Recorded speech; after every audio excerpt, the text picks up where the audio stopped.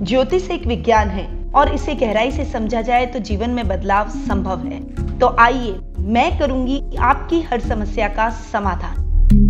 नमस्कार, सुस्वागतम, वेलकम। मैं निधि शिमाली आपके अपने इस YouTube चैनल में आप सभी का स्वागत करती हूँ। आज मैं आपके सामने देवगुरु बृहस्पति के राशि परिवर्तन की जानकारी लेकर उपस्थित हुई हूँ और अब तक मैंने आपको मेष से लेकर सिंह तक की जानकारी प्रदान की है। आज मैं आपको बताने वाली हूँ कि कन्या राशि वालों पर देवगुरु बृहस्पति के इस राशि परिवर्तन का क्या प्रभाव देखने को मिलेगा।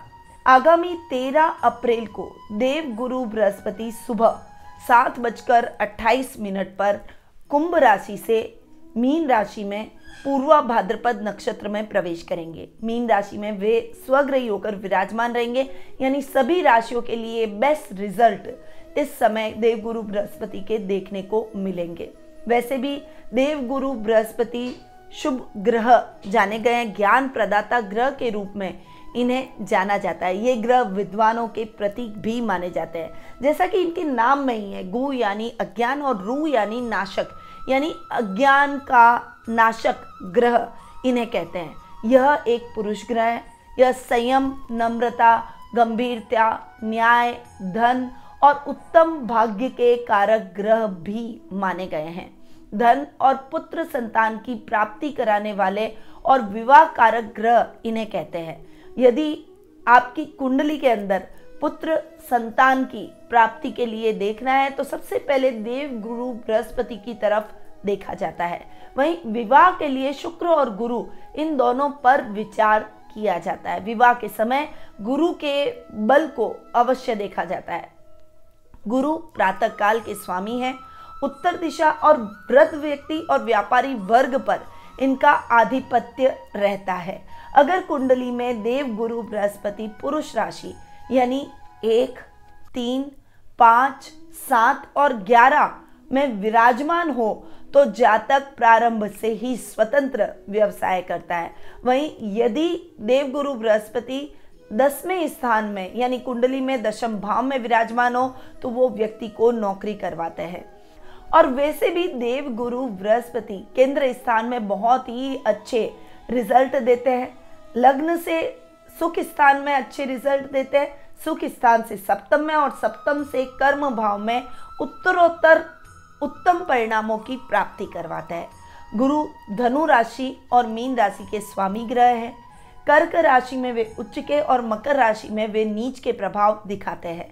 देवगुरु बृहस्पति केंद्र स्थान में स्वग्रही होकर या फिर उच्च के होकर विराजमान हो तो वे हंस नामक महापुरुष योग का निर्माण करते हैं। वहीं चंद्रमा के साथ वे गज केसरी योग भी बनाते हैं। गुरु लीवर, त्वचा, मोटापन पर अधिकार इनका रहता है। 42वें वर्ष के बाद की आयु पर गुरु का अधिकार होता है, यानी यदि व्यक्ति 42वें वर्ष के ऊपर की एज का है तो देवगुरु बृहस्पति का प्रभाव उसके जीवन पर अधिक देखने को मिलता है। जैसा कि मैंने आपको बताया था मेरे वार्षिक राशिफल में कि अप्रैल माह सबसे इम्पोर्टेंट है, क्योंकि इस माह में 3 बड़े ग्रहों का राशि परिवर्तन होने जा रहा है। राहु, गुरु और शनि तीनों ग्रह अप्रैल माह में राशि परिवर्तन करने वाले हैं। तो राहु के राशि परिवर्तन की जानकारी मैंने ऑलरेडी अपने चैनल में डाल दी है, तो उनके वीडियो का लाभ आप डिस्क्रिप्शन में लिंक दिए गए हैं, वहां जाकर ले सकते हैं। अपनी राशि के अकॉर्डिंगली उनकी राहु के राशि परिवर्तन का क्या प्रभाव आपकी राशि पर पड़ेगा उसकी जानकारी आप प्राप्त कर सकते हैं। वहीं आज मैं आपको बताने वाली हूँ कि कन्या राशि पर देवगुरु बृहस्पति के इस राशि परिवर्तन का क्या प्रभाव देखने को मिलेगा। अब देखिए, कन्या राशि के लिए देवगुरु बृहस्पति सप्तम भाव में स्वग्रही होकर बैठे हैं, साथ ही सुख स्थान के भी स्वामी हैं।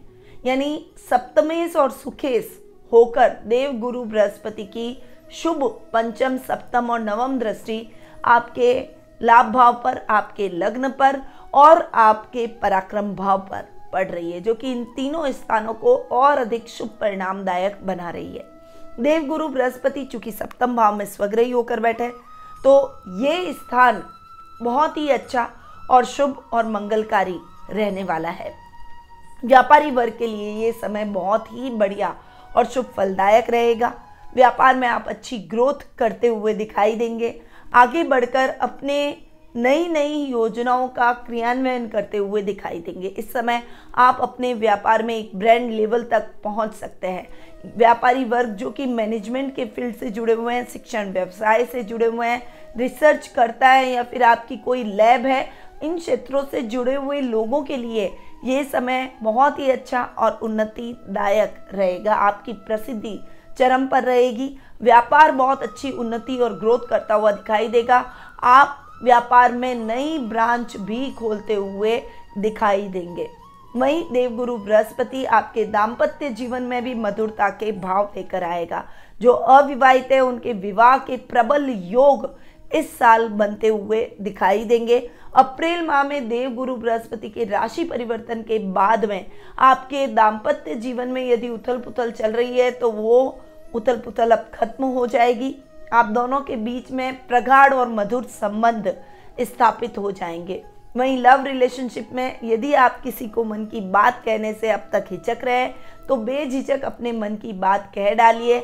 आपकी बातों का प्रभाव अगले व्यक्ति पर पड़ेगा और वो आपको मना नहीं कर पाएगा। वहीं देवगुरु बृहस्पति आपके सुखेश भी हैं और अपने से चौथे स्थान में बैठे, यानी सुखेश का अपने से चौथे में और वहां पर भी स्वग्रही होकर बैठना आपके भूमि, भवन, वाहन जैसे सुखों में वृद्धि करेगा। इस समय प्रॉपर्टी से संबंधित क्रय विक्रय के कार्यों में आपको उत्तम परिणामों की प्राप्ति होगी। वहीं अगर आपके नए घर का सपना आप देख रहे हैं तो इस साल वो सपना भी पूर्ण होता हुआ दिखाई देगा। इस समय आप लग्जीरियस आइटम की खरीदारी अपने घर में करते हुए अपने घर में सुख संसाधनों में वृद्धि करते हुए दिखाई देंगे। ये समय माता के साथ संबंधों को और अधिक मधुर और प्रगाढ़ बनाएगा और लाइफ पार्टनर और आपकी माँ के बीच में भी एक अच्छा और मधुर संबंध स्थापित होता हुआ दिखाई देगा। इस समय आप नए वाहन की इच्छा रखते हैं या फिर किसी लग्जीरियस वाहन की खरीदारी करना चाहते हैं तो आपकी ये इच्छा भी इस साल पूरी हो ही जाएगी। यानी फाइनेंशियली आप अपने आप को सिक्योर महसूस करेंगे। वहीं दाम्पत्य जीवन का भरपूर सुख प्राप्त करेंगे। व्यापारी वर्ग के लिए ये समय बहुत ही अच्छा, उत्तम और कल्याणकारी रहेगा। वहीं ये समय कलाकारों के लिए भी, जो कला के क्षेत्र में है, साहित्य जगत से जुड़े हुए हैं, जो लेखक है या फिर राइटिंग का काम जिनका अधिक रहता है, उनके लिए भी बहुत ही उत्तम और सफलतादायक रहेगा।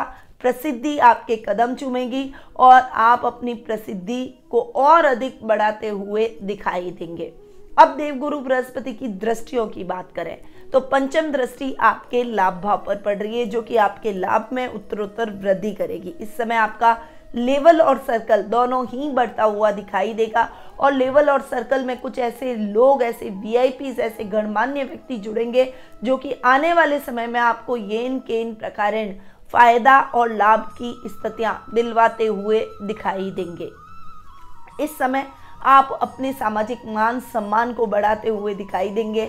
आप लोगों की सहायता के लिए हर समय तत्पर रहेंगे। वहीं आपके पारिवारिक दृष्टि से भी ये समय बहुत ही अच्छा और आपके लिए शुभ फलदायक रहेगा। परिवार के सदस्यों का साथ और सहयोग आपको भरपूर देखने को मिलेगा। यदि आप अपने काम को आगे एक कदम, एक स्टेप आगे ले जाना चाहते हैं, उसको और फैलाना चाहते हैं, तो उसके लिए भी ये समय बहुत ही उत्तम और लाभदायक परिस्थितियां आपके लिए उत्पन्न करेगा। कहीं शुभ मौके और शुभ अवसर आपको अपने कार्य को आगे बढ़ाने के मिलते हुए दिखाई देंगे। नौकरी पेशा लोगों के लिए ये समय बहुत ही उत्तम रहने वाला है। बहुत लंबे टाइम से यदि आपका इंक्रीमेंट रुका हुआ है तो अब आपको वो इंक्रीमेंट जरूर मिल जाएगा। वहीं सरकारी कार्यों में आ रही बाधाएं दूर होगी। अधिकारियों का साथ और सहयोग प्राप्त होगा। प्रमोशन के चांसेस बढ़ते हुए दिखाई देंगे। शेयर मार्केट, लॉटरी या फिर आकस्मिक धन की प्राप्ति आप इस समय करते हुए दिखाई देंगे।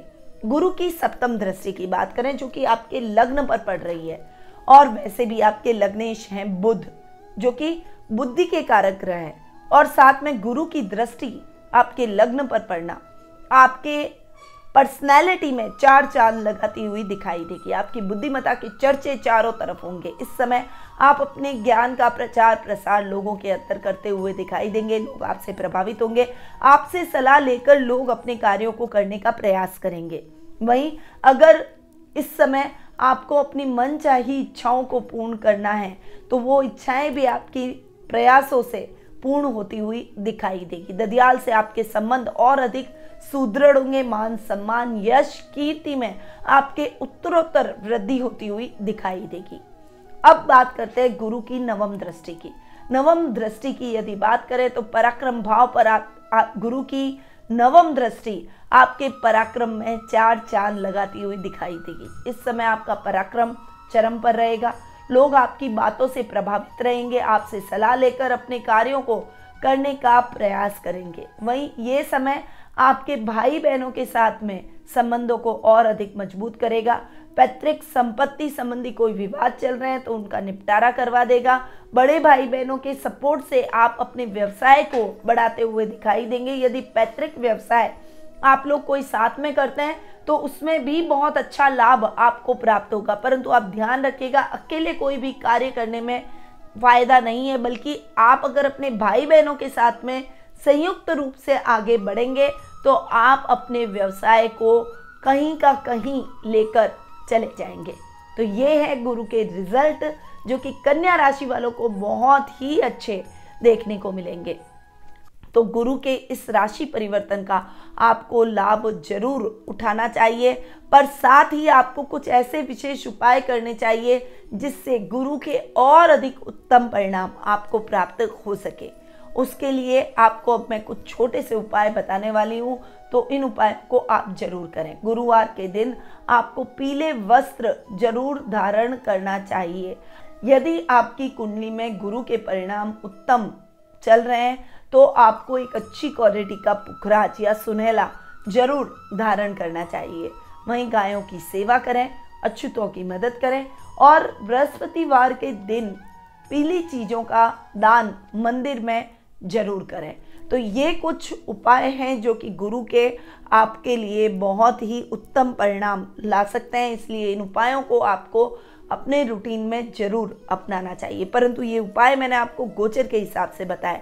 यदि आप अपनी जन्म पत्रिका के हिसाब से गुरु की पोजीशन के बारे में जानना चाहते हैं, गुरु किसके साथ युति कर रहे हैं, गुरु के आपके कुंडली में हंस नामक महापुरुष योग बना रहे हैं, या फिर गुरु के आने वाले भविष्य में आपको उत्तम परिणाम मिलेंगे या नहीं, क्या स्थिति अलग और दूसरे ग्रहों की बन रही है, कौन से योग शुभ हैं, कौन से अशुभ हैं, और आपके मन में यदि अपने जीवन को लेकर कुछ प्रश्न चल रहे हैं तो आपके प्रत्येक प्रश्न का उत्तर मैं घर बैठे ही टेलीफोनिक अपॉइंटमेंट के माध्यम से दे सकती हूँ।